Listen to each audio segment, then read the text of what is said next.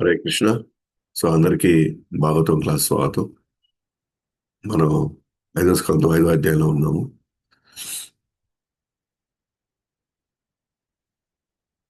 So మాయామూఢులను ఛేదించడం ఎట్లా అని చెప్పేసి నిన్న కొంత భాగాన్ని మనం చూసుకున్నాము. ఎప్పుడైతే మనం ఇంద్రియ తృప్తి కోసం ప్రయత్నించడం అనేది వ్యర్థమని మనకు అర్థమవుతున్నప్పుడు, ఓకేనా, అప్పుడు మనం సరైనటువంటి ఆ, దశనిర్దేశంలోకి వెళ్తూ ఉంటాం. కానీ మనం తెలుసుకోలేకపోతే ఎంత తెలివైన వాడినా సరే అతనికి ఒక భూతం పట్టుకోఉంది అనమాట. అతనికి ఒక దెయ్యం పట్టుకోఉంది అతనికి శరీరానికితో సంబంధం ఉన్న పనులు మీద మాత్రమే దృష్టి పెడతాడు అతను. శరీరంతో ఇంకా శరీరం మంది కాదు, కానీ శరీరానికి తగిన విధంగానే తన శరీరంతో ఎవరితో సంబంధం ఉందో వాళ్ళ గురించి మాత్రమే పనిచేస్తాడు. అంటే శరీరానికి ఏం అవసరాలు ఉన్నాయి? శారీరక అవసరాలు: ఆహారం, నిద్ర, భయము, మైదునం. ఈ 4 విషయాల మీద మాత్రమే అదే అసలైన జీవితం అనుకుంటుంటాడు. అదే అసలైన జీవితం అనుకుంటూ ఉంటే మాత్రం ఇంకా తన శరీరం తనకి చాలా ఇబ్బందులు, చాలా కష్టాలు తీసుకురాబోతుంది. శరీరం ఉండేదే మనకి కష్టాలు ఇవ్వడానికే. అది కానీ మనం అనుకుంటే శరీరం ఉంది ఎందుకంటే అనుభవించడానికి అని మనం అనుకుంటున్నాం. ఈ ప్రపంచాన్ని మనం రెండు రకాలుగా చూడొచ్చు. మనం మనకి శాస్త్రాల అవగాహన లేకపోతే మనం ఈ ప్రపంచాన్ని హోటల్ అనుకుంటాం. వీళ్ళందరూ ఉండేది నాకు చేసి పెట్టడానికే. నేను ఆర్డర్ ఇస్తే అన్ని నా టేబుల్ మీదకి వచ్చేయాలి. ఓకేనా? సో ఇక్కడ ఉండే వాళ్ళందరూ కూడా నా ఇంద్రియాలు తృప్తిపరచాలి. వీళ్ళంతా కూడా ఈ భావనలోకి వెళ్తూ ఉంటాం మనం. ఎవరికైతే శాస్త్రాల్లో అవగాహన ఉంటుందో వాళ్ళు ఇది హాస్పిటల్ అనుకుంటారు. మనం ఉన్నది హాస్పిటల్ అనుకుంటారు. హాస్పిటల్ ఉన్న వాళ్ళు ఏమనుకుంటారు? ఎప్పుడు ఇక్కడి నుంచి బయటపడాలని అనుకొస్తారు.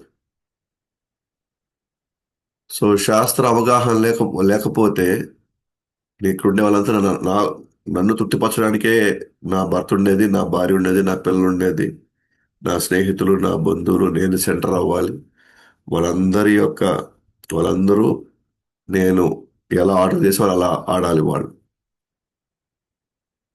సో ఈ దృష్ట్యా దీనివల్ల ఇంకా ఇంకా అతను అంటే ఇప్పుడు హోటల్లోకి వెళ్ళి ఎంత పడితే అంత ఆర్డర్ చేసి తిన్నాడు అనుకోండి, ఫైనల్గా మళ్ళీ హాస్పిటల్కి వెళ్ళాలి. అంటే శరీరానికి ఒక లిమిట్ ఉంది. ఇంద్రియాలకు లిమిట్ లేదు, కానీ శరీరానికి లిమిట్ ఉంది.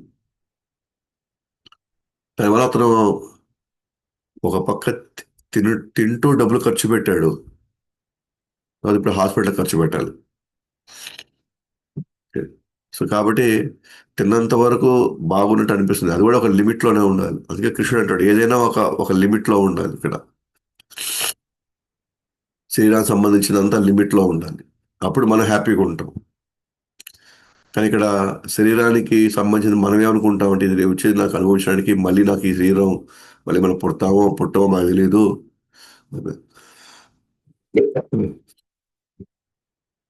పుట్టమో మాకు తెలియదు, కానీ ఉన్నంతలో మనం అనుభవించాలా అనుకుంటాం.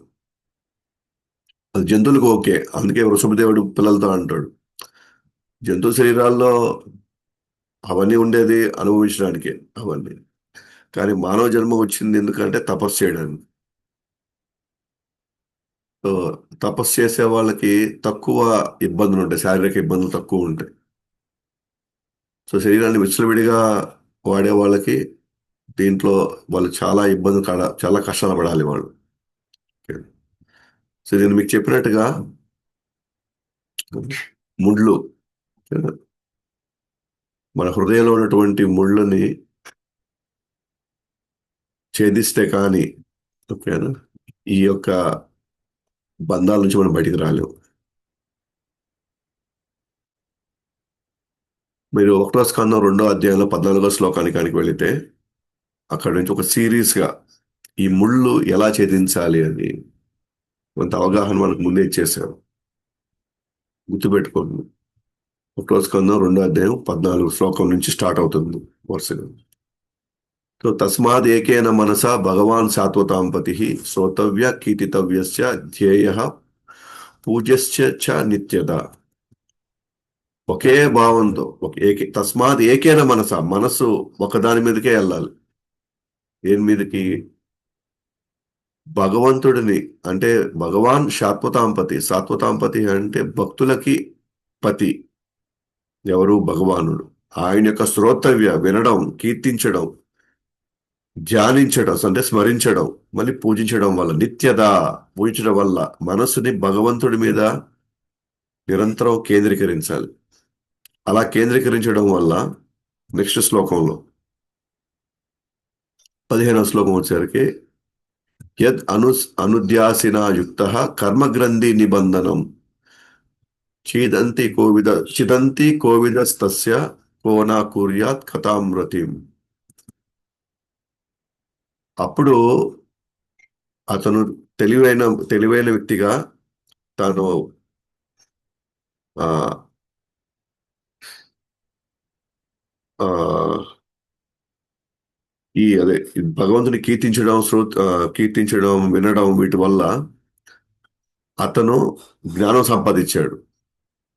ఆ జ్ఞానం అనే కత్తితో తన హృదయంలో ఉన్నటువంటి గ్రంథుల్ని తాను, ఈ గ్రంథులు ఎలా ఏర్పడినాయి? కర్మలు చేయడం వల్ల గ్రంథులు ఏర్పడినాయి. ఓకేనా?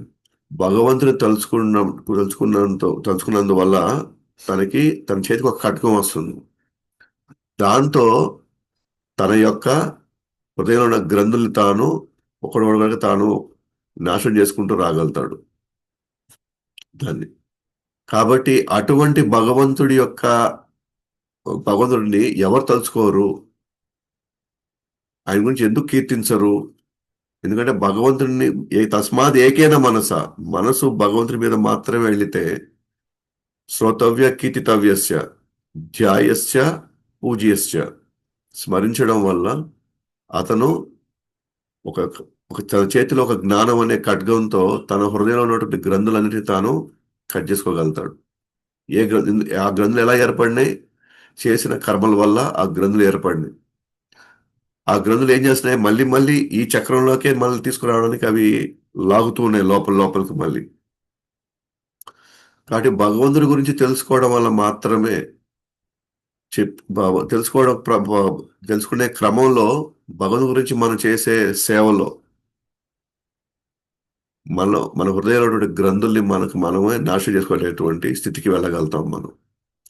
భగవంతుని మనం మిస్ చేశాము అని అంటే ఈ గ్రంథులు ఇంకా ఇంకా పెరగతనే ఉంటాయి. ఎంత ఎక్కువ పెరిగాయి అనుకోండి అంత సమయం పడుతుంది అన్నమాట మళ్ళీ మనం కట్ చేసుకోవడానికి. సో మరి ఎలా ఎలా ప్రాసెస్ ఎలా స్టార్ట్ అవుతుంది? మొదట ఆ గ్రంథుల్ని కట్ చేయడానికి ఎక్కడి నుంచి స్టార్ట్ అవుతుంది? ఆ గ్రంథుల్ని కట్ చేయడానికి ఈ ప్రక్రియ ఎక్కడి నుంచి మొదలవుతుంది అని అంటే శుశ్రూషోశ్రద్ధానస్య వాసుదేవా కథారుచి స్యాన్ మహత్సేవయా విప్ర పుణ్యతీర్థాని సేవన. శుశ్రూషోశ్రద్ధానస్య వాసుదేవ కథారుచి. వాసుదేవుడి యొక్క కథలో ఉన్న రుచి మనకి ఎప్పుడు వస్తుందంటే శుశ్రూషోశ్రద్ధానస్య అంటే వినడానికి ఎవరైతే ఎక్కువ ఆసక్తి చూపిస్తారో వాళ్ళు వాసుదేవుడి యొక్క కథకి రుచిని వాళ్ళు సంపాదిస్తారు. మరి ఆ వినడం అంటే నిరంతరం వినడానికి అంత ఈజీగా నిరంతరంగా వినడం అనేది. కానీ నిరంతరం వినడానికి మనం ఏం చేయాలంట అంటే స్యాన్ మహత్ సేవయా విప్రహ, భక్తులకి సేవించడం వల్ల భక్తుల్ని సేవించడం వల్ల మాత్రమే వాసుదేవుడి కథల పట్ల వినడానికి కల ఆసక్తి పెరుగుతుందంట. భక్తుల సాంగత్యంలో ఒకరినొకరు ప్రేరేపించుకుంటూ ఒకరినొకరిని అర్థం చేసుకుంటూ మనం ఆ మహత్సేవల్లో వాళ్ళ దగ్గర నుంచి మనం వినే కొంది మనకి వాసుదేవుడి పట్ల కథారుచి ఏర్పడుతుంది. అంతేగాని ఎవరి దగ్గర నుంచి వాళ్ళ దగ్గర వింటే కథ మీద రుచి రాదు. సో మహాత్ముని సేవించడం వల్ల మనకి ఆ యొక్క ఆకర్షణ, ఆసక్తి ఏర్పడుతుంది. కృష్ణ కథ మీద. అంటే కృష్ణ కథ నుంచి స్టార్ట్ అవుతుంది అనమాట. కానీ కృష్ణ కథ మనలోకి ఎక్కాలి అని అంటే మనం భక్తుల సాంగత్యంలో భక్తుల సేవ చేసుకుంటూ గడపగలిగిన వాళ్ళకి ఈ అవకాశం వస్తుంది. అప్పుడు శృణ్వతాం స్వకథా కృష్ణ పుణ్యశ్రవణ కీర్తన హృదయంతస్థో హి అభద్రాని విధునోతి సుహృత్సతాం. సో అప్పుడు ఆ భగవంతుడు గురించి మనం వినంగా వినంగా ఆ భగవంతుడు స్వయంగా ఆ భక్తుడి హృదయంలోకి వెళ్తున్నాడు. వెళ్ళి తనలో ఉన్నటువంటి భౌతికమైనటువంటి ఆసక్తులు ఏవైతే ఉన్నాయో, భౌతికంగా ఇంకా అనుభవించాలి అనేటువంటి అతని కోరికలన్నిటినీ తాను దగ్గర ఉండి, ఓకేనా, తాను ఆ యొక్క మురికిని, లోపల ఉన్న మురికిని ఆయనే స్వయంగా హృదయంలోకి వెళ్ళి ఆ ఆ కోరికలను తీసేస్తాడు భగవంతుడు. ఓకేనా? ఎప్పుడైతే ఆ కోరికలు తీసేస్తాడో అప్పుడే మనకి ఇంకా ఇంకా వినాలి భగవాన్ గురించి అని చెప్పి మనకి ఆ ఇప్పుడు ఈ కోరికలు మొదలవుతాయి. ఎప్పుడప్పుడు మనం వినాలి, భాగవతం వినాలి, భక్తులు చెప్పేటువంటి విషయాలు మనం ఆ, ఇంకా ఎక్కువ ఆసక్తి పెరగడం స్టార్ట్ అవుతుంది. సో వాటిని మనం వినడము, మళ్ళీ వాటిని మనం 10 మందికి చెప్పడం ద్వారా, ఓకేనా, మనం విన్నవి ఏం చేయాలంట, మనము వేరే వాళ్ళకు కూడా చెప్పాలి. సో వినడంతో భగవంతుడు హృదయంలోకి వెళ్ళాడు. హృదయంలోకి వెళ్ళడం వల్ల భగవంతుడు లోపల ఉన్నటువంటి భౌతిక ఆసక్తులకు సంబంధించినటువంటి కోరికలన్నింటినీ ఆయన క్లీన్ చేస్తాడు. ఎందుకంటే ఇక్కడ ఉంది కదా మనకి హృదయంతస్థోహి అభద్రాని, హృదయంలో ఉన్నటువంటి అభద్రాలు, భయాలు, ఆందోళనలు, ఇవన్నీ ఏంటంటే కోరిక నుంచి పుట్టుకొచ్చినట్టువే ఇవన్నీ. సో హృదయంలోకి వెళ్ళిపోతాడు. విధునోతి సుహృత సుతం, వెళ్ళి మొత్తం క్లీన్ చేస్తాడు. ఎక్కడ స్టార్ట్ అయింది? పుణ్యశ్రవణ కీర్తన. పుణ్యశ్రవణము మరియు కీర్తనం, వినింది మళ్ళీ మనం చెప్పగలగడం, 10 మందికి కృష్ణ కథను వివరించడం ద్వారా.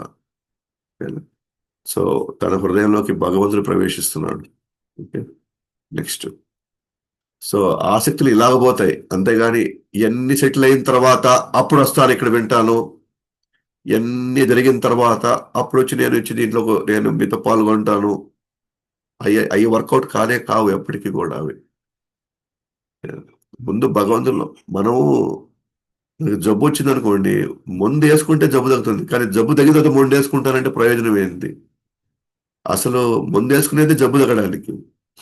నాకు టైం లేదండి, ఆ ముందు వేసుకునేంత టైం కూడా నాకు లేదు, నేను కానీ నాకు జ్వరం ఉంది, కానీ నాకు నాకు ఆ కష్టం ఉంది, ఈ కష్టం ఉంది, ఈ బాధలు ఉన్నాయి, ఆ బాధలు ఉన్నాయి. అసలు మనం కృష్ణ కథ ఎందుకు వింటున్నాం? ఎందుకు మనం జపం చేస్తున్నాం? ఎందుకు మనం సేవ చేస్తున్నాం? అంటే ఈ భౌతికమైనటువంటి ఈ రుగ్మతుల్ని మనం తగ్గించుకోవడానికి ఫస్ట్ ఇది స్టార్ట్ చేసి అవి తగ్గుతాయి. ఇది కూడా మళ్ళీ మన మన తెలివితేటలు ఇవన్నీ మళ్ళీ మన మనసులో, మన మనసు మళ్ళీ మళ్ళీ ఇంకో ట్రాప్ లోకి తీసుకెళ్తుంది అనమాట మళ్ళీ మనల్ని. డిస్టర్బెన్సెస్ ఎప్పుడు తగ్గుతాయి అని అంటే మనం పీస్ఫుల్ గా ఉన్న వాతావరణం, ఎలా ఎలా పీస్ఫుల్ గా వాతావరణం మనం ఎలా తయారు చేసుకోవాలంటే భగవంతుడి గురించి వినడం వల్ల, భగవన్నామం జపించడం వల్ల, సేవ చేయడం వల్ల, భక్తుల సాంగత్యంలోకి రావడం వల్ల మనం దీని తర్వాత మిగతావన్నీ అవి జరుగుతాయి తర్వాత. ఏది, నేను ప్రశాంతం ఉండడం అనేది అంతా అప్పుడు జరుగుతుంది. ఎందుకంటే భగవంతుడు లోపల ప్రవేశించాలి, మన అనవసరంగా భయాలు తీసేయాలి అవన్నీ. నేను మనం చూసుకున్నాం నారద వారి కథలో, అతను అక్కడే ఉన్నాడు, అక్కడే నీళ్ళు తీసుకుంటున్నాడు, కానీ మనసు లోపలికి వెళ్ళిపోయేసి, సన్నివేశాల్లోకి వెళ్ళిపోయేసి, ఊహించేసుకొని భయంలోకి వెళ్ళిపోయేసి అంతా అస్తవ్యస్తం చేసి పెట్టేసింది.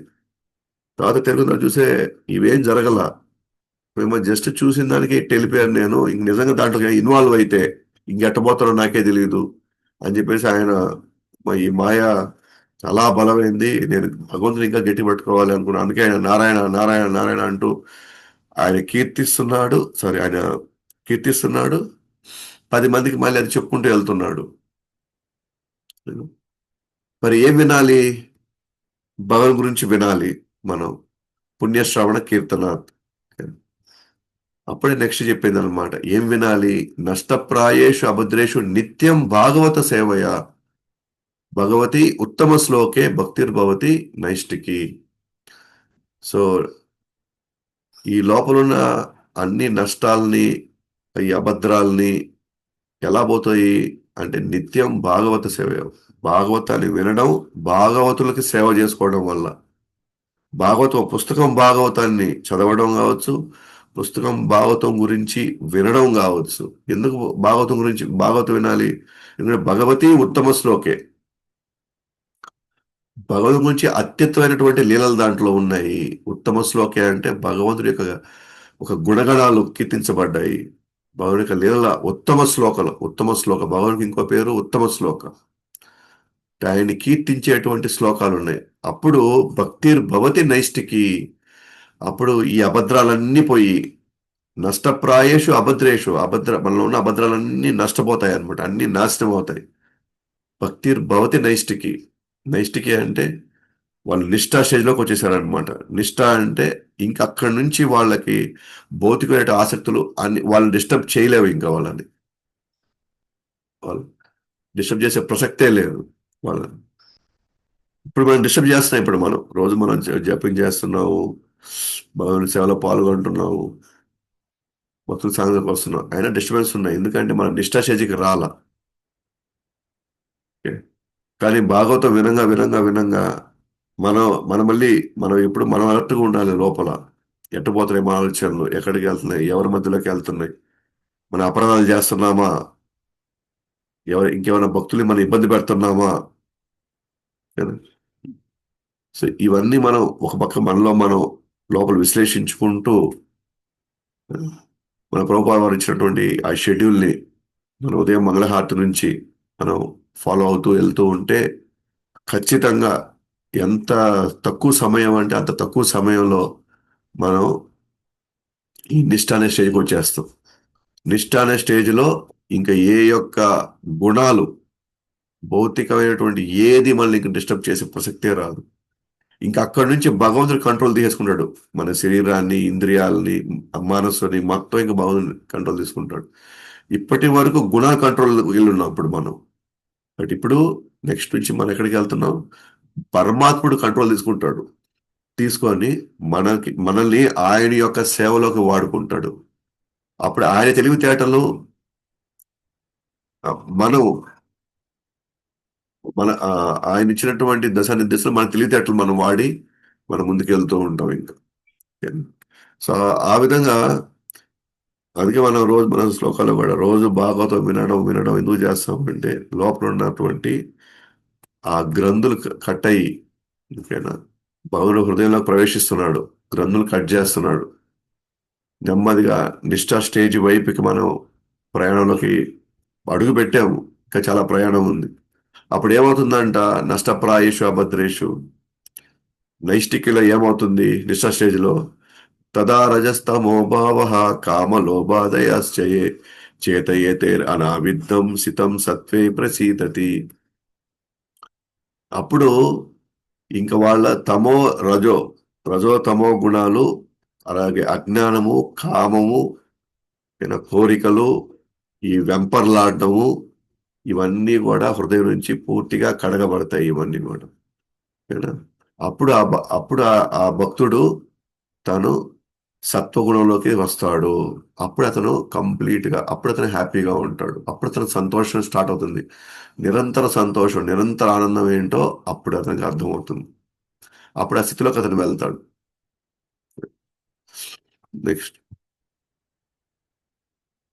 అప్పుడు ఏమవుతుంది? ఆ లోపల మొత్తం గుణాలు మొత్తం పక్కకెళ్ళి తను ఉన్నతమైనటువంటి స్థితికి వచ్చినప్పుడు ఏవం ప్రసన్న మనసో భక్తి యోగత భగవత్తత్వ విజ్ఞానం ముక్త సంగస్య జాయతే. ఎప్పుడైతే ఆ సత్వగుణం క్రమక్రమంగా శుద్ధ సత్వంలోకి మారిపోతుంది, అప్పుడు ఆ మనసు ఏవం ప్రసన్న మనస, మనసు కంప్లీట్ గా ప్రశాంతం అయిపోతుంది, ఆనందంతో నిండిపోయి ఉంటుంది. ఎందుకంటే భగవంతుడు భక్తి కొనసాగుతూనే ఉంది, భగవంతుడి సేవ కొనసాగుతుంది ఉత్సాహంతో, ఆనందంతో. అతను కంప్లీట్ గా ఈ భౌతికమైనటువంటి ప్రభావం నుంచి అతను బయటకు వచ్చేసి పూర్తిగా ఆ స్థితిలోకి వెళ్ళిపోయాడు. ఓకే. ఇది అప్పుడు విద్యతే హృదయ గ్రంథి చిందంతి సర్వ సంశయ క్షీయంతే చాస్య కర్మాని దృష్టా ఏవాత్మనీశ్వరే అంటాడు. ఆ ఈ విధంగా హృదయంలో ఉన్న గ్రంథి పూర్తిగా అక్కడ నాశనం చేయబడుతుంది. అపార్థాలు, ఓకేనా, లోపల ఉన్నటువంటి వేరే వాళ్ళ మీద ఉన్న అభిప్రాయాలు అన్ని పక్కకి వెళ్ళిపోతాయి అప్పుడు. ఓకేనా? ఇక ఇక అక్కడి నుంచి అతను ఇంక ఏ కర్మచక్రంలోకి తాను ఇంకా ప్రవేశించాడు ఇంకా. కాబట్టి సో ఇవన్నీ చూడండి, ఒకటో స్కందం రెండో అధ్యాయంలోనే ఇవన్నీ ఆల్రెడీ హృదయంలో ఉన్న గ్రంథుల్ని ఏ పద్ధతిలో వెళ్తే, మొదట ఎలా స్టార్ట్ చేస్తే, ఒక్కొక్క స్టెప్ చెప్పుకుంటూ వస్తున్నాడు సుఖదేవ్ గోస్వామి. చెప్పండి ఇక్కడ ఇంకా ఆ, ఆ, సూత గోస్వామి చెప్తున్నారు ఋషులకి. సో ఇప్పుడు కూడా మళ్ళీ మనం ఆ, అదే టాపిక్ లోకి వెళ్ళాము మనం.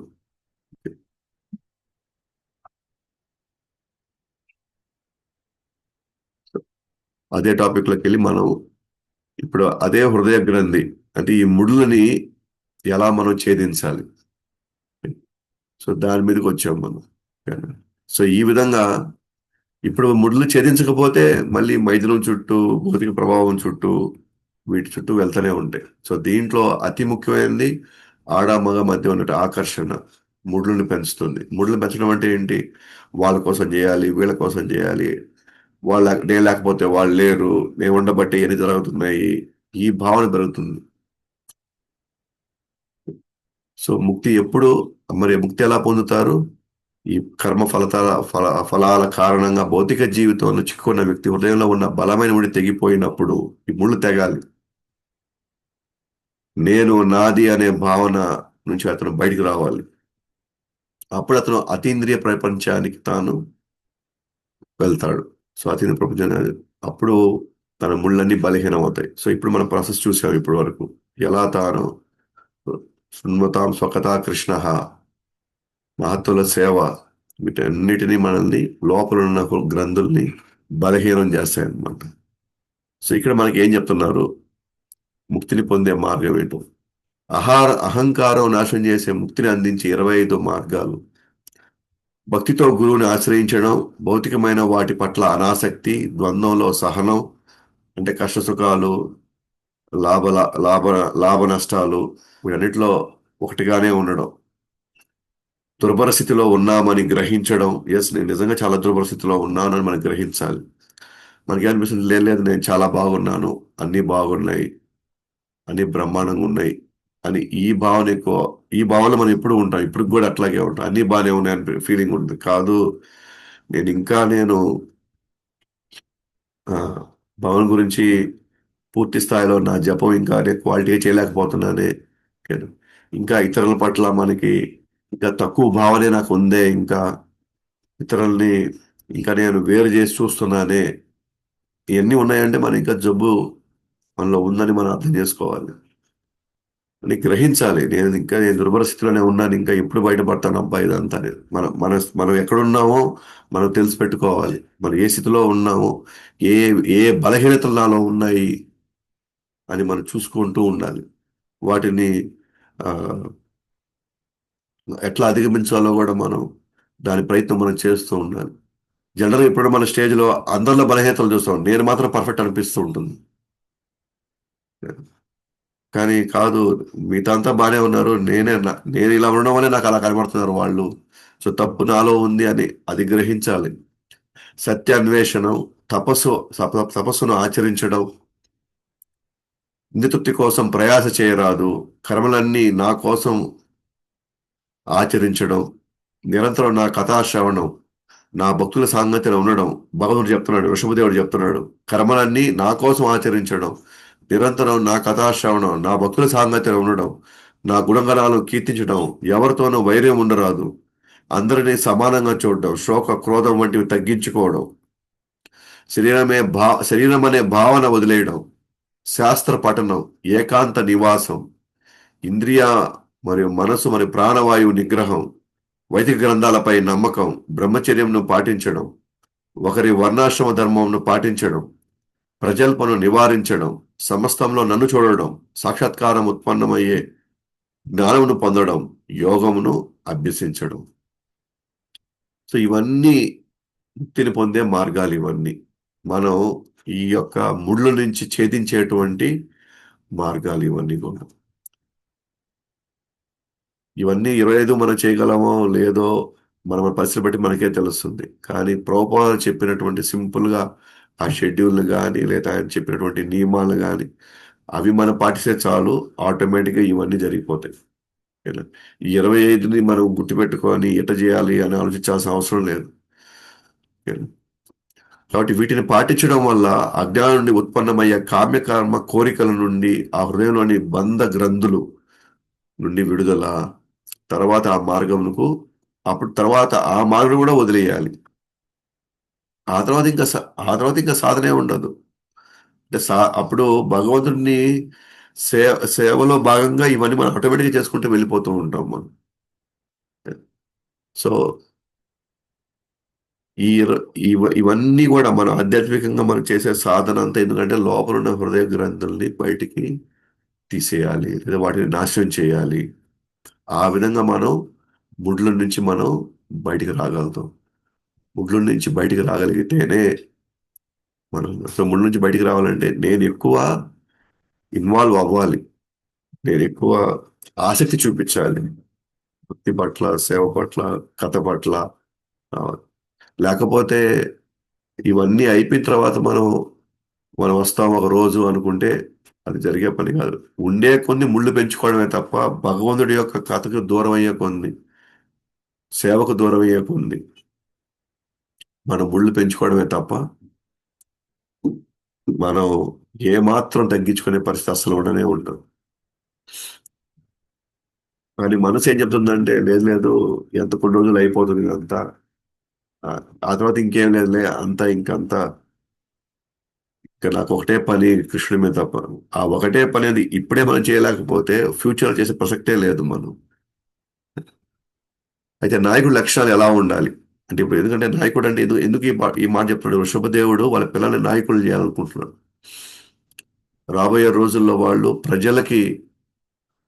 వాళ్ళు ఉపయోగపడేలాగా తీర్చిదిద్దాలనుకుంటున్నాడు. మనం కేవలం మన పిల్లలు వాళ్ళు కూడా బాగా తినాలి, బాగా నిద్రపోవాలా, వాళ్ళు కూడా మంచిగా మనం కట్టించిన దాంట్లో ఉండాలి. వాళ్ళు కూడా వాళ్ళు పెళ్లి చేసుకుని వాళ్ళ పిల్లలు కనాలి. ఇదే మన దృష్టి ఉండేది. అంతవరకు మనం ఆగిపోతాం అంతే మనం. కానీ యాక్చువల్‌గా ఒక నాయకుడు ఎలా ఉండాలి? అసలు నాయకులు అంటే ఎవరు అనంటే, ఒక తండ్రి ఒక నాయకుడు. ఒక తల్లి ఒక నాయకురాలు. ఒక గురువు ఒక నాయకుడు. ఒక రాజు కూడా ఒక నాయకుడే.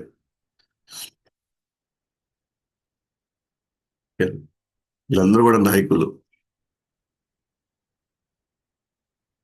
ఎందుకంటే వీళ్ళు నాయకులని ఎందుకు అంటున్నారు అనంటే తల్లి, తండ్రి, గురువు, తర్వాత రాజు అందరి బాధ్యత. గురువు అంటే మన జనరల్‌గా బ్రాహ్మణుల కిందకి లేదా వైశ్యుల కిందకి మనం కొద్దిగా ఆ భావంతో మనం చూస్తే, ఎందుకంటే వీళ్ళు ఏం చేస్తారో నెక్స్ట్ రాబోయే తరం అదే చేస్తది. తల్లిదండ్రులు ఏం చేస్తారో నెక్స్ట్ తరం వాళ్ళు అదే చేస్తారు. గురువు ఏం చేస్తాడో వాళ్ళ శిష్యులు కూడా నెక్స్ట్ అలాగే తయారవుతారు. అంటే నాయకులది అతి పెద్ద బాధ్యత. అందుకే రేపు వీళ్ళ రేపు ఆయన 100 మంది పుత్రుల్లో ఆ, 10 మంది రాజులు అవుతున్నారు, 9 మంది మహాభాగవతులు అవుతున్నారు, 81 మంది బ్రాహ్మణులు అవుతున్నారు. అంటే వాళ్ళందరూ నాయకులు అవ్వబోతున్నారు. సో అందుకే ఇక్కడ ఆయన చెప్తున్నాడు నాయకులు అంటే ఎవరు అని అంటే ఒక తండ్రి. సో తండ్రి అంటే తల్లిదండ్రులు ఇద్దరు పాత్ర అక్కడ. అండ్ ఎస్పెషల్‌గా మగవాళ్ళది కొంచెం ఇంకా పెద్ద బాధ్యత ఉంది. సో అక్కడి నుంచి గురువు, రాజు ఇట్లా మన నాయకులను మనం చూస్తాం. సో ఒక తండ్రి, గురువు, రాజు భగవంతుని వద్దకు తిరిగి వెళ్ళాలని కోరుకుంటే, అంటే మనం కోరుకుంటే, తిరిగి వెళ్ళాలని కోరుకుంటే, భగవంతుని దయను జీవితపు అత్యున్నత ప్రయోజనంగా పరిగణించాలి. నాకు భగవంతుని దయ కావాలి. ఆయన దయ ఉంటే నాకు చాలు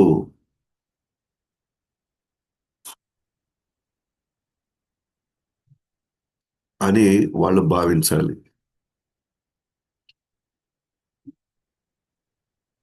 వాళ్ళు తన వాళ్ళ మీద ఆధారపడ్డ వాళ్ళని ఒక్కోసారి మన ఆదేశాలు వాళ్ళు పాటించరు. పిల్లలు కావచ్చు, లేదా మన మనం చూసే సమాజం, అంటే మన కింద ఉండే వ్యక్తులు మన ఆదేశాలు వాళ్ళు ఒక్కోసారి వాళ్ళు పాటించరు. ఎందుకంటే వాళ్ళు నేర్చుకునే స్థితిలో ఉన్నారు. ఒక్కోసారి వాళ్ళు ఆదేశాన్ని కొన్నిసార్లు పాటించలేకపోయినా మన కింద ఉన్న వాళ్ళు, మన మీద ఆధారపడ్డ వాళ్ళు, వాళ్ళ మంచి కోసం మనం చెప్తున్నాము. కానీ వాళ్ళు ఒక్కోసారి వాళ్ళకున్న గుణాలను బట్టి, వాళ్ళ గత సంస్కారాలను బట్టి ఒకవేళ పాటించలేకపోయినా కోపం లేకుండా సూచనలు ఇవ్వడం మాత్రం కొనసాగించాలి. నాయకుడి లక్షణాలు ఏంటి అంటే అన్నీ భరించాలి, సహించాలి, అవసరమైనప్పుడు వాళ్ళని మందలించాలి, అన్ని రకాలుగా చూసుకోవాలి. ఓకే. అంటే కోపం లేకుండా అంటే మన కోపానికి మనం గురయ్యకూడదు. ఓకే. వాళ్ళకి కొన్ని విషయాల దగ్గర కొంచెం గట్టిగాను మందలిస్తే అప్పుడు వాళ్ళ దారి కానీ వాళ్ళకి వాళ్ళ మీద కోపం ఏం లేదు అది. సూచన ఇవ్వడం మాత్రం కొనసాగించాలి. అంతేకాని కర్మలో మాత్రం నియుక్తులు చేయరాదు. వాళ్ళని అనవసరంగా భౌతిక విషయాల్లో, భౌతిక కర్మల్లోకి వాళ్ళు మనం నెట్టేయకూడదు వాళ్ళని. నీకు కుదరదు కదా, నువ్వు ఎట్టో భగవంతుడి దగ్గర నువ్వు పనికి రావలే, నువ్వు వెళ్ళిపో, నీ నీ నీ దారి నువ్వు చూసుకో, నీ కర్మ నువ్వు చేసుకో, అలా చేయకూడదు. వీలైనంత వరకు ఎంతవరకు అవకాశం ఉందో అంతవరకు వాళ్ళని భగవంతుడి యొక్క ఆ, కొలువులోకి మనం తీసుకొచ్చేయాలి. వాళ్ళని సహనంతో, ఓర్పుతో, కొన్ని సందర్భాల్లో మందలించడంతో, కొన్ని సందర్భాల్లో తెలివిగా ఎంత ఎక్కడ అవకాశం ఉంది, ఎంత ఏం చెప్తే, ఎలా చెప్తే వీళ్ళు చేస్తారు. సో ఇవన్నీ కూడా మనం నాయకులుగా ఉండే వాళ్ళకి ఈ లక్షణాలు ఉండాలి. ఎట్లయితే అందుని చీకటి బావిలోకి తీసుకెళ్లి అతన్ని పడివేసినట్లుగా ఆ, ఉంటుంది. వాళ్ళు కానీ వదిలేస్తే, దీన్ని చేయకుండా వాళ్ళని ఎట్లో ఒకట్లా దీనిలోకి రాకుండా మనం వదిలేస్తే చీకటి బావిలోకి అంధుడిని చీకటి బావిలోకి తీసుకెళ్తామని అతను అందులోకి పడిపోతాడు ఇంకా. సో మనం స్కూల్స్ కి పంపించిన, ఎక్కడికి పంపించినా వాళ్ళని ఎక్కడ వాళ్ళని నియుక్తులు చేసినా అర్థం చేసుకోవాలి మనం. వాళ్ళ వాళ్ళని ఒక కంటి కనిపెడుతూ వాళ్ళ లక్షణాలు, వాళ్ళ ఆలోచనలు, వాళ్ళ తీరు అవన్నీ చూసుకుంటూ వాళ్ళని భక్తిలోకి తీసుకెళ్ళి రావడానికి, భక్తిలో ఎంకరేజ్ చేయడానికి మనం పూర్తిగా మన జీవితాలు అంకితం చేయాల్సి వస్తుంది. మన ప్రైమ్ డ్యూటీ అదే మెయిన్ డ్యూటీ ఇక్కడ. వాళ్ళని భక్తిలో కొనసాగించేలాగా చేయడం. మనకి ఇచ్చినటువంటి ఈ అవకాశం మానవ జన్మ, మన మీద ఆధారపడ్డ వాళ్ళని భక్తిలోకి తీసుకురావడమే. లేకపోతే ఇంక జంతు సమాజంలో కూడా పిల్లలు ఉన్నారు. అక్కడికి ఇక్కడికి ఉన్న తేడా ఇది ఒక్కటే అనమాట. ఇది మనం చేయలేకపోయామనుకోండి, మనం కూడా ఆ, జంతువులు ఏ విధంగా వాటి వాటి వాతావరణంలో అవి ఉన్నాయో మనం కూడా అదే వాతావరణంలో ఉన్నాం అనమాట. అలాంటి వాతావరణంలో మనం ఉన్నాం. కాకపోతే కొద్దిగా బయటికి నాగరికత అనే ఒక పాయింట్ పెట్టుకున్నాం అంతే తప్ప, ఏదో కొన్ని బట్టలు వేసుకోవడం, ఏదో స్కూల్కి వెళ్ళడం, ఏదో ఉద్యోగాలు వ్యాపారాలు చేయడం తప్ప పెద్ద తేడా ఏమి అస్సలు లేనే లేదు. తేడా ఏం లేదు. అస్సలు తేడా ఏం లేదు. సో కాబట్టి ఇది కానీ మనం చేయలేకపోతున్నాము అని అంటే, లేదా చేసేటువంటి ఆ, పరిశ్రమలు లేవు అంటే డెఫినెట్ గా మనం దాన్ని పెంపొందించుకోవాలి మనం. ఓకే. అది ఆ ప్రయత్నం మనం చేస్తూ ఉండాలి. నెక్స్ట్, అజ్ఞానం కారణంగా మూర్ఖులు జీవితంలో శుభ మార్గం గురించి ఏమీ తెలియకపోవడం వలన కామ కోరికల ద్వారా భౌతిక భోగానికి కట్టుబడి ఉంటారు.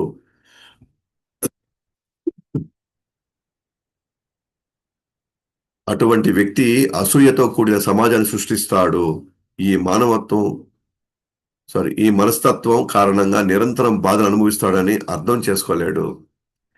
ఇది తెలియదు అనుకోండి అతనికి. ఈ లక్ష్యం లేదు. భగవంతుడిని పొందాలి, అంతే, మనం భగవంతుడిని చేరుకోవాలి అనే లక్ష్యం లేకపోతే, అంటే ఆ జ్ఞానం లేదనుకోండి, మూర్ఖుళ్ళు ఏం చేస్తారు? జీవితంలో శుభ మార్గం గురించి ఏమి వాళ్ళకి తెలియదు, వాళ్ళకి తెలియదు కదా. ఆ శుభమార్గం తెలుసుకోకపోవడం వల్ల వాళ్ళకి నెక్స్ట్ వాళ్ళకు ఉండేది ఒకటే అండి, ఎలా అనుభవించాలని మాత్రమే వాళ్ళకు ఉంటుంది. అందుకనే కామ కోరికల ద్వారా భౌతిక భోగానికి కట్టుబడి ఉంటారు వాళ్ళు. అటువంటి వ్యక్తి ఏం చేస్తాడు? నెక్స్ట్ అసూయతో కూడిన సమాజాన్ని సృష్టిస్తాడు. అసూయ ఏంది? వాళ్ళకి అంత ఉందే, నేనెందుకు ఇట్టుండాలి? వాళ్ళకి అంత జరుగుతుందే, నేనెందుకు ఇట్లా ఉన్నాను? వాళ్ళకి మించి నేను ఎట్లా చేయాలో, వాళ్ళకంటే నేను ఇంకా ఎంత ఎక్కువ మోసం చేయాలి, వాళ్ళకంటే నేను ఇంకా ఎక్కువ అబద్ధాలు చెప్పైనా సరే నేను వాళ్ళకంటే గొప్పవాళ్ళుగా నేను చిత్రీకరించుకోవాలి నేను. ఈ భక్తి లేకపోతే ఉండేది ఇంకా అసూయే లోపల ఉండేది.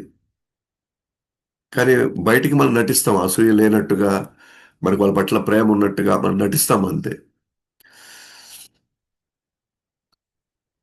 సో మనం కొనుక్కునే సంపద, మనం సృష్టించుకునే సంపద యాక్చువల్గా మనం ఎందుకు సృష్టించుకుంటాము అంటే, మన 10 మందికి అది తెలియాలి అందరికి.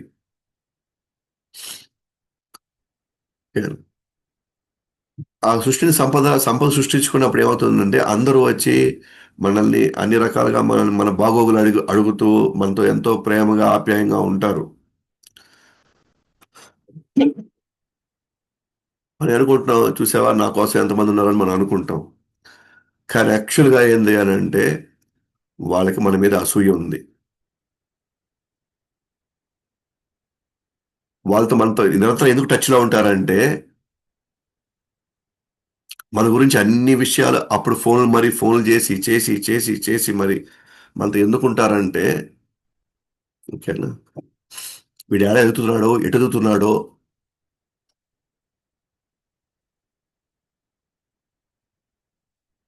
వీడిని నమ్మబలికి ఎలా మనం మన సలహాలతో వాళ్ళని తగ్గించాలా. అందుకే ఎక్కువ ఫోన్ చేస్తారు అప్పుడు. మనం అనుకుంటాం అబ్బాయి ఎంత ప్రేమతో చేస్తున్నారు వీళ్ళంతా అనిపిస్తుంది మనకి. మన అంటే ఎంత ఇష్టమో వీళ్ళకి, మన గురించి ఎంత పట్టించుకుంటున్నారో వీళ్ళు అని మనం అనుకుంటాం అప్పుడు అట్లా. భక్తి లేకపోతే హృదయంలో ఉండబోయేది ఈర్ష్య, అసూయలే ఉంటాయి లోపల. కానీ ఆ నవ్వులు వెనకాల మనకి ఏం తెలియదు అవన్నీ. ఓకే. ఆ కేరింగ్, ఇదంతా ఏంటంటే ఎక్కడో వాళ్ళకి అవసరం మనం పడతాము, వాళ్ళ అవసరాలకి మనం ఉపయోగపడతామనే భావనే. మనమే అనుకుంటాం ఇవన్నీ ఉండడం వల్లే నాకు ఇంతమంది స్నేహితులు ఉన్నారు, నాకు ఇంతమంది బంధువులు ఉన్నారు, వీళ్ళందరూ కూడా, ఓకేనా, నా గురించి ఎంత తపన పడుతున్నారో, వాళ్ళ కోసమే నేను ఇక్కడ ఉండాలి. వాళ్ళు నా గురించి ఏమనుకుంటారో నేను కానీ వాళ్ళకి సరిగ్గా రెస్పాండ్ అవ్వకపోతే, వాళ్ళకి కావాల్సినప్పుడు నేను అక్కడ అందుబాటులో లేకపోతే వాళ్ళు నా గురించి ఎట్లా అనుకుంటారు. ఇంతకుముందులాగా వాళ్ళని అట్లా నాకు ఫోన్లు చేయరేమో, ఇంతకుముందులాగా వాళ్ళని అట్లా నన్ను పట్టించుకోరేమో,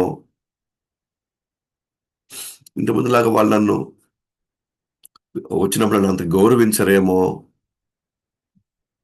అని మన భయాలు.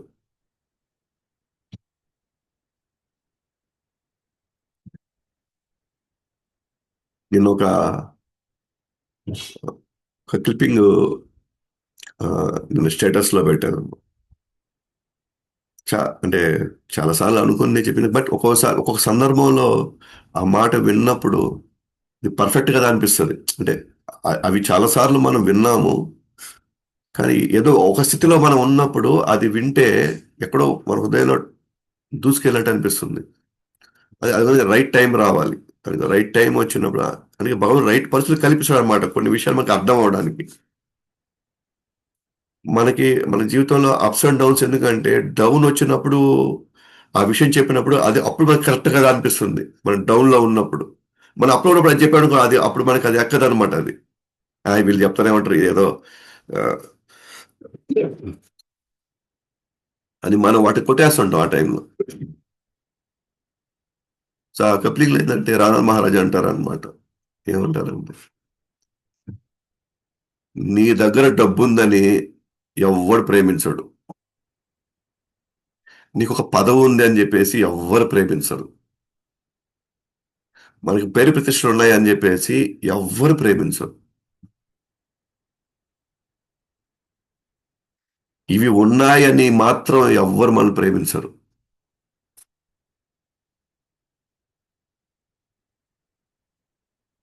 మనం వాళ్ళ నుంచి ఏమి ఆశించకుండా మనం వాళ్ళకి మన సేవ చేస్తేనే మనల్ని ప్రేమిస్తారు.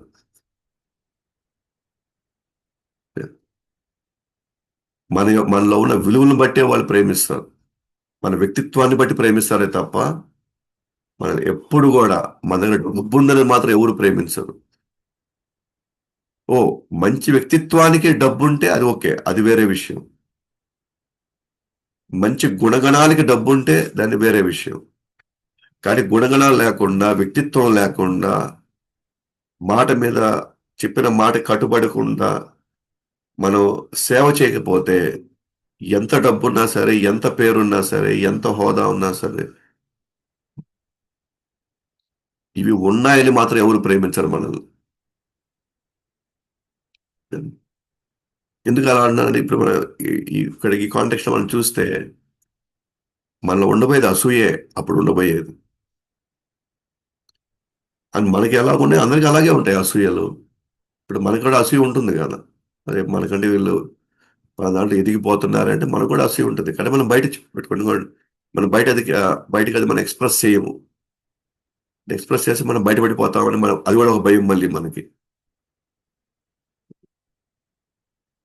సో సో కాబట్టి అతను ఈ విషయాలు తెలుసుకోకపోతే, ఈ శుభ మార్గానికి ఈ శుభ మార్గం అతనికి తెలియకపోతే అతను ఖచ్చితంగా అసూయతో తను జీవించడం వల్ల తను మనస్తత్వానికి తను నిరంతరం మళ్ళీ బాధలు అనుభవిస్తాడు. కానీ అది అతను అర్థం చేసుకోవట్లేదు. ఇప్పుడు ఒకరు మనకంటే ఎదిగిపోతున్నారు, మనం టెన్షన్ పడుతున్నాం అంటే అప్పుడు మనం ఎంత బాధలో ఉన్నట్టు అర్థం. అప్పుడు మనం టెన్షన్ పడుతున్నాం అంటే, ఒకరు చూసి మనం రగిలిపోతున్నాం అంటే లోపల మనం ఎంత ఇదిలో ఉన్నాం మనం. అది కూడా ఒక జబ్బే కదా అది కూడా. కేవలం ఏదో నాకు జ్వరం వచ్చి నేను పడిపోవడం వల్ల, లేదా నాకు ఇంకేదైనా బీపీ షుగర్ వచ్చి పడిపోవడం అదే కాదు జబ్బులు అంటే. దానికంటే తీవ్రమైన జబ్బులు ఇవన్నీ. అది దురదృష్టవశాత్తు భక్తిలో కూడా ఇదే ఫీలింగ్ వస్తుంది. చూడు గురువు చూడు వాళ్ళకి చెప్తున్నాడు, నన్ను పట్టించుకోవట్లేదే. ఈర్ష్య, అసూయ. కానీ నా నా ఆ, నేను ఇంత చేస్తుంటే నాకు నాకు అసలు నాకు పేరు కూడా లేదే. నేను అలా ఉంటే నన్ను నాకు గుర్తింపే లేదే.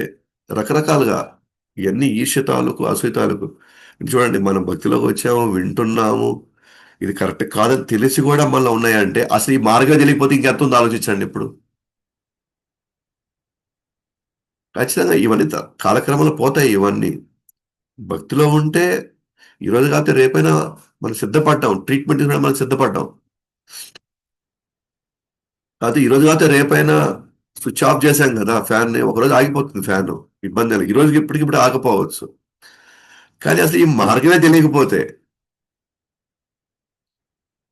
అసలు ఈ లక్ష్యం అనేది ఒకటి తెలియకపోతే, వాళ్ళందరూ బాగున్నారని, వాళ్ళు బ్రహ్మాండంగా ఉన్నారని, మనకు అన్ని బాగా జరిగిపోతున్నాయనే ఫీలింగ్ మనకి ఎందుకు వచ్చింది?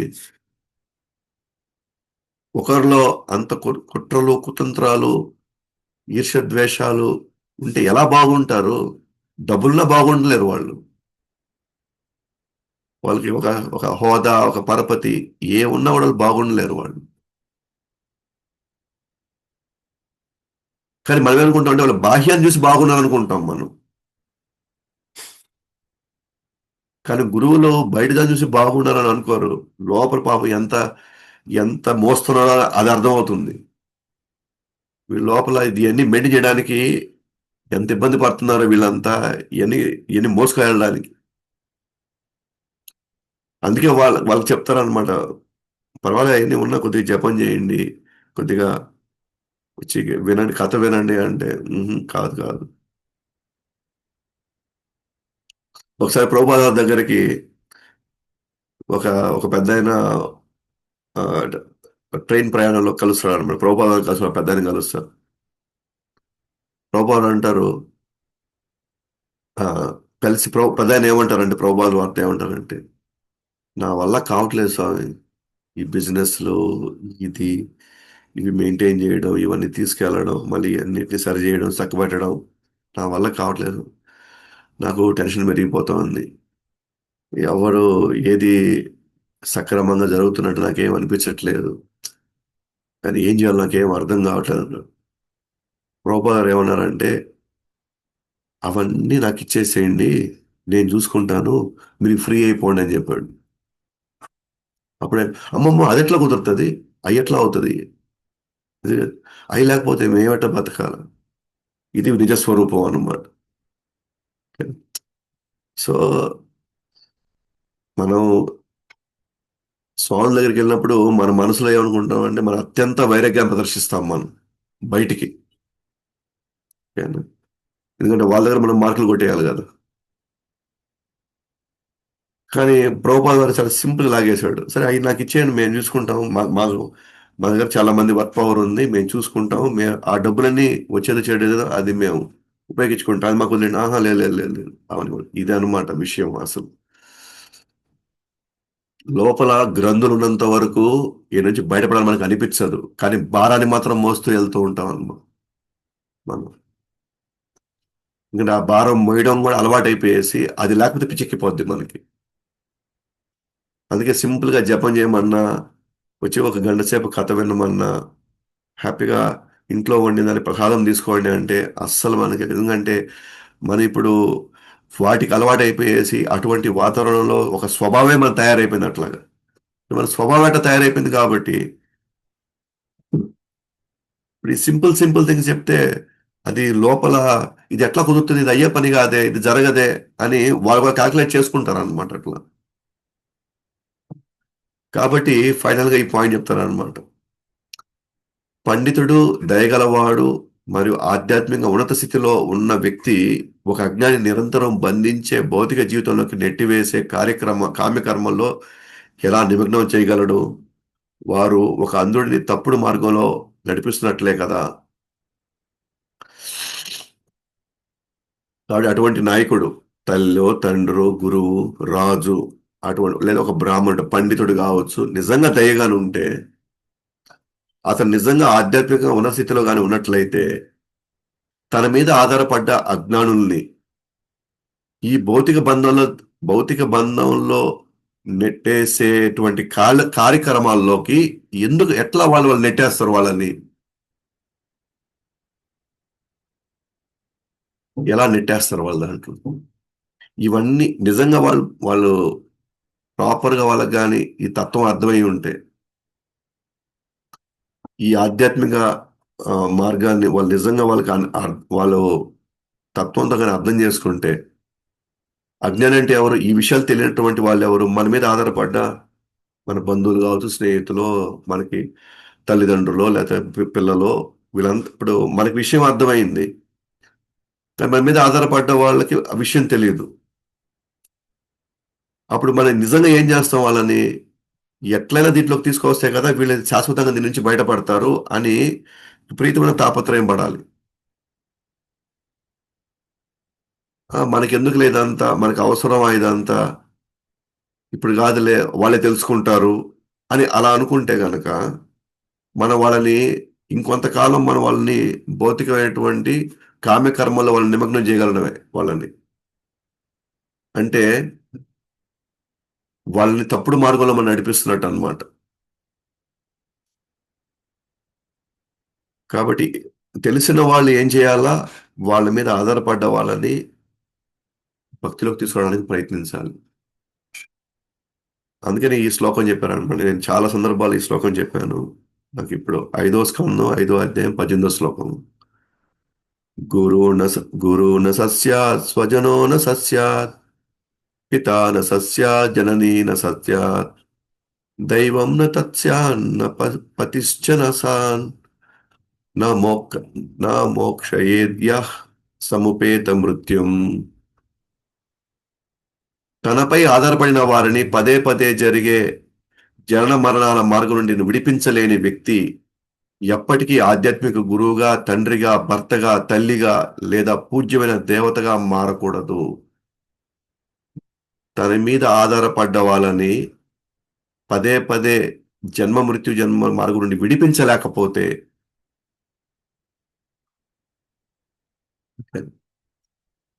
ఆ వ్యక్తి ఎవరైనా సరే మనం విడిపించలేకపోతున్నాము అంటే మనకు విడిపించే అంత సామర్థ్యం మన దగ్గర లేదు, ఆ జ్ఞానం మన దగ్గర లేదు అంటే వాళ్ళు ఎప్పటికీ గురువు కాకూడదు, తండ్రి కాకూడదు, భర్త కాకూడదు, తల్లి కాకూడదు, లేదా దేవతలు కూడా కాకూడదు, మారకూడదు.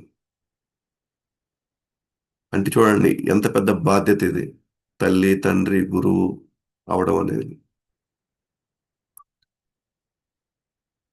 కానీ ఇప్పుడున్న సమాజంలో తల్లి తండ్రి ఇవన్నీ అవ్వడం చాలా ఈజీగా తీసేసుకుంటున్నారు. ఈజీగా ఓకేనా, ఏముంది పెళ్లి చేసుకున్నాము, పిల్లలు కనేసాము, వాళ్ళకి ఏదో కావాల్సిన ఏదో ఒక చదువు చెప్పించేసామా, ఏదో వాళ్ళకి కావాల్సిన ఉద్యోగం వ్యాపారం ఇప్పించేసామా, వాళ్ళకి మళ్ళీ పెళ్లిళ్ళు చేసామా. సో జస్ట్ ఏ అంటే ఏ స్థితిలో ఉందో మనం ఆలోచించుకోవచ్చు. సో తన మీద ఆధారపడ్డ వాళ్ళని జన్మ మృత్యు చక్రం నుంచి బయటపడలేకపోతే లేదా వాటి నుంచి మనం విడిపించలేకపోతే దయచేసి ఈ స్థానాలు మాత్రం తీసుకోరాదు అని చెప్తున్నాను. అంటే ఒక విధంగా అంటే నేను ఫస్ట్ టైం విన్నప్పుడు నాకు అసలు ఫీజులు ఎగిరిపోయాయి అనమాట అసలు. ఉమ్, అంటే నాకు సామర్థ్యం ఉంటే నేను పెళ్లి చేసుకోవాలి. ఒకవేళ పెళ్లి చేసుకున్నా నేను ఈ ఈ ఆధ్యాత్మిక మార్గంలో నేను ఉంటేనే నేను పిల్లలు కనాలి. ఎందుకంటే అప్పుడే మనం వాళ్ళని బయటపడేవేయగలము అన్న జ్ఞానం మన దగ్గర ఉంది కాబట్టి అప్పుడు మనం వాళ్ళని పర్ఫెక్ట్గా వాళ్ళని మనం డైరెక్ట్ చేయగలుగుతాం మనం. అట్లా అలాగా కాకుండా ఉన్నప్పుడు ఎవరైనా మనం రిజెక్ట్ చేసేవచ్చు అంట. తండ్రి రిజెక్ట్ చేయడం, తల్లిని రిజెక్ట్ చేయడం, గురువుని కూడా రిజెక్ట్ చేసేవచ్చు అంట మనం. వాళ్ళు ఆధ్యాత్మిక మార్గంలో లేకుండా మనల్ని వాళ్ళు సరైన దశానిర్దేశం వాళ్ళు చేయలేకపోతే ఓకేనా, శిష్యులు కానీ పిల్లలు కానీ శిష్యులు గురువు శిష్యులు కానీ పిల్లలు కానీ ఎవరైనా సరే రిజెక్ట్ చేసేవచ్చు అంట అసలు. ఎందుకంటే ఒకటే లక్ష్యం అంట ఇక్కడ. అందుకే ఇక్కడ చూడండి, బలి మహారాజు తన తనని విష్ణు వైపు నడిపించాల. వామనుడు అవతారం ఇచ్చినప్పుడు విష్ణు నాకు 3 అడుగులు నాకు ఇది కావాలన్నప్పుడు బలి చక్రవర్తి రెడీగా ఉన్నాడు ఆ, ఇచ్చేయడానికి. శుక్రాచార్య లేదు లేదు, నువ్వు ఇచ్చేసావంటే మొత్తం నువ్వు నేను నేను కంప్లీట్గా మొత్తం నేను నాశనం చేస్తాను అన్నప్పుడు నేను భగవానుడికి సేవ చేసే క్రమంలో నేనుంటే నువ్వు భగవానుడికి అగేన్స్ట్గా వెళ్తావా అని చెప్పేసి శుక్రాచార్యుడిని వదిలేశాడు అక్కడి నుంచి. ఇంకా బలిచక్రవర్తి వాముడు చెప్పిన మాట విని మొత్తం అప్పచెప్పేశాడు. అక్కడ గురువు మాట కూడా ధిక్కరించాడు. విభీషణుడు రాముడు తండ్రిలాగా అదే అన్న మాట వదిలేశాడు. ఎందుకంటే రాముడికి అగేన్స్ట్గా వెళ్ళమన్నాడు. ప్రహ్లాదుడు తండ్రిని వదిలేశాడు. భరతుడు కైకేయిని వదిలేశాడు రాముడికి అగేన్స్ట్గా పోవడం వల్ల. అలాగే కట్వంగ మహారాజు ఇంద్రుడిని వదిలేశాడు, దేవతలను పక్కన పెట్టేశాడు ఇంకా. అలాగే బ్రాహ్మణ పత్నిలో మనం కృష్ణుడి లీలలో మనం చూస్తాం. బ్రాహ్మణ పత్నిలో వాళ్ళ భర్త బ్రాహ్మణుల్ని వాళ్ళ మాటని వాళ్ళు తీసుకోలేదు. వాళ్ళు మామూలుగా అయితే గురు మాట వినాలా, అన్న మాట వినాలి, తండ్రి మాట వినాలి, తల్లి మాట వినాలి, అలాగే దేవతలు మాట వినాలి, బ్రాహ్మణుల మాట వినాలి, భర్త మాట వినాలి కదా. కానీ ఇక్కడ చూడండి, వీళ్ళందరూ ఎగ్జాంపుల్స్ అన్నమాట. వీళ్ళు మమ్మల్ని భగవంతుడి వైపు నడిపించలేకపోయారు కాబట్టి వాళ్ళ మాట మేము వినాల్సిన అవసరం లేదు అని ఎగ్జాంపుల్స్ ఇచ్చారు భాగవతంలో. అంటే జన్మ మృత్యు జరా వ్యాధి నుంచి బయటపడలేని పరిస్థితిలో వాళ్ళు ఉన్నారు అంటే వాళ్ళు ఆ పొజిషన్ వాళ్ళు అర్హులు కాదు అనే పాయింట్లో వీళ్ళందరూ కూడా వాళ్ళ మాటలు తీసుకోలేదు అసలు. మనం ఏమంటున్నాం అంటే పెద్దల మాట వినాలి. ఎస్, పెద్దల మాట వినాల్సిందే. ఎప్పుడు ఆ పెద్దలు భక్తిలో ఆధ్యాత్మికంగా ఉన్నప్పుడు వాళ్ళ మాట ఖచ్చితంగా మనం వింటాం. వాళ్ళు రెండు మాటలు అన్నా సరే మనకు పడితే మనకి ఇంకా మంచిదే. వాళ్ళకి అసలు ఈ అవగాహనే లేదు. అసలు జీవితం అంటే ఒక లక్ష్యం లేదు. అసలు ఆధ్యాత్మిక విషయం అసలు ఏ మాత్రం లేనప్పుడు వాళ్ళు మనం ఎలా గైడ్ చేస్తున్నారు? మళ్ళీ కర్మల్లోకి గైడ్ చేస్తున్నారు మళ్ళీ వాళ్ళు. మళ్ళీ మనం ఇంకో జన్మ తీసుకోవడానికి వాళ్ళు సిద్ధంగా మనల్ని తయారు చేస్తున్నారు. సో కాబట్టి మనం వెరీ క్లియర్గా వెళ్తా ఉంది. వృషభదేవుడు వాళ్ళ పిల్లలకి ఏం చెప్తున్నాడో అర్థమవుతా ఉంది. బాబు తపస్సు చేయండి, ఈ స్థితిని పొందండి. పొందిన తర్వాత మీకు అర్హత వస్తుంది ప్రజల్ని ఎలా చూసుకోవాలనేది. ప్రజలంటే బిడ్డలు అంతే, శిష్యులంటే పిల్లలే. వాళ్ళని ప్రాపర్ వేలోకి తీసుకెళ్ళకపోతే ఆ స్థానాలే వేస్ట్ అంటున్నాడు. అసలు మనం ఎగ్జాక్ట్ గా ఆ, మనం ఎక్కడ ఉండాలి అనేది మనకి భాగవతం, ఋషభదేవుడి యొక్క ఉపదేశాలు మనకు అర్థమవుతోంది. ఈ దివ్య శరీరం అచింత్యమైనది. భక్తి ఎక్కడ ఉంటుందో నా ఆధ్యాత్మిక గుణాలకు నివాసమైన నా హృదయం కూడా అక్కడే ఉంటుంది. వృషభదేవుడు చెప్తున్నాడు. అంటే భగవంతుడు అవతారం కదా ఆయన. ఆయన అంటున్నాడు నా శరీరం దివ్యమైంది, అచింత్యమైనది. భక్తి ఎక్కడ ఉంటుందో నా ఆధ్యాత్మిక గుణాల నివాసమైన నా హృదయం కూడా అక్కడే ఉంటుంది. ఎవరైతే భక్తి చేస్తారో అక్కడ ఉంటాను నేను. వాళ్ళ హృదయంలో నేను ఉంటాను. సో నా శరీరం నాశనం కానిది. నా శరీరం మీలాంటి శరీరం కాదు ఇది. నేను ఎక్కడ ఉంటానో, ఎక్కడైతే భక్తి ఉంటుందో, భక్తులు ఉంటారో నేను అక్కడ ఉంటాను అంటున్నాడు. సో ఆ విధంగా ఆయన ఉపదేశాలని చెప్పుకుంటూ వెళ్తున్నాడు. ఇది రేపు మేబీ లాస్ట్ చివరి భాగం రేపు చూస్తాము. సో మనం ముక్తిని పొందే మార్గంలో 25 రకాలుగా మనం ముక్తి పొందేటువంటి విషయాలకు మనం ఏ గుణాలు మనం పెంపొందించుకోవాలో మనకు చెప్పున్నారు. ఆ, వీటిని పాటించడం వల్లనే అజ్ఞానం అనేటువంటి వల్ల ఉత్పన్నమయ్యేటువంటి అనేక కోరికల నుంచి, హృదయంలో ఉన్నటువంటి గ్రంథుల నుంచి మనం బయటికి రాగలుగుతాం. ఎస్పెషల్ గా నాయకుల యొక్క లక్షణాలు, తండ్రి, తల్లి, గురువు, రాజు, వీళ్ళందరూ కూడా తిరిగి వెళ్ళాలని కోరుకుంటే, భగవంతుడి దగ్గరికి తిరిగి వెళ్ళిపోవాలని కోరుకుంటే మాత్రం భగవంతుని దయను జీవితపు అత్యున్నత ప్రయోజనంగా పరిగణించాలి. ఎస్, ఆ పరిగణించి వాళ్ళ మీద ఆధారపడ్డ వాళ్ళని వాళ్ళు కోపడకుండానో లేకపోతే సరైన సూచనలు ఇస్తూ, కొన్నిసార్లు వాళ్ళు పాటించలేకపోయినా మనం కొంచెం సహనంతో, ఓర్పుతో వాళ్ళని భక్తిలోకే తీసుకురావాలి తప్ప వాళ్ళని మాత్రం ఎట్టి పరిస్థితుల్లో కామ్య కర్మల్లోకి మళ్ళీ వాళ్ళు మనం నెట్టేయకూడదు. అందుళ్ళని బావిలోకి మనం నెట్టేసినట్లుగా పడేయకూడదు వాళ్ళని. కాబట్టి ఒకవేళ వాళ్ళు ఈ ఈ జ్ఞానం లేకపోతే ఖచ్చితంగా అందరిలోనే అసూయ ఉంటుంది, ఈర్ష్య ఉంటుంది. అటువంటి వాళ్ళు మళ్ళీ మళ్ళీ బాధలు అనుభవించాల్సిందే ఇక్కడ. కాబట్టి నిజంగా ఆత్మస్థితిలో ఉన్నటువంటి వాళ్ళు ఎవరైనా సరే అజ్ఞానంలో నిరంతరంగా బంధించే భౌతిక జీవితంలో నెట్టివేసే కామికలకు ఎందుకు నెట్టేస్తారు? వాళ్ళు నిజంగా మనకి ఆధ్యాత్మిక జ్ఞానం ఉంటే వాళ్ళని అనవసరంగా వీటిలోకి నెట్టారు కదా. అందులో తప్పుడు మార్గంలో మనం మనం నెట్టాం కదా, మనం వాళ్ళు తీసుకెళ్ళాం కదా తప్పుడు మార్గంలోకి. కాబట్టి నిజంగా ఈ పొజిషన్స్ తీసుకోవాలి అని అంటే వాళ్ళు వాళ్ళ మీద ఆధారపడ్డ వాళ్ళని వాళ్ళు బయట వేడే వాళ్ళ సామర్థ్యం మాకుంది, మాకు ఒక అవకాశం మాకు ఉంది అన్న వాళ్ళు మాత్రమే ఈ స్థానాలు తీసుకోవాలన్నమాట.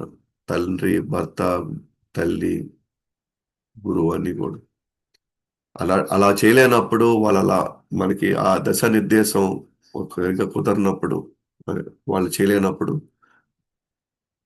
వాళ్ళు రిజెక్ట్ చేసేయవచ్చు అని చెప్తున్నారు అనమాట భాగవతం. ఓకే.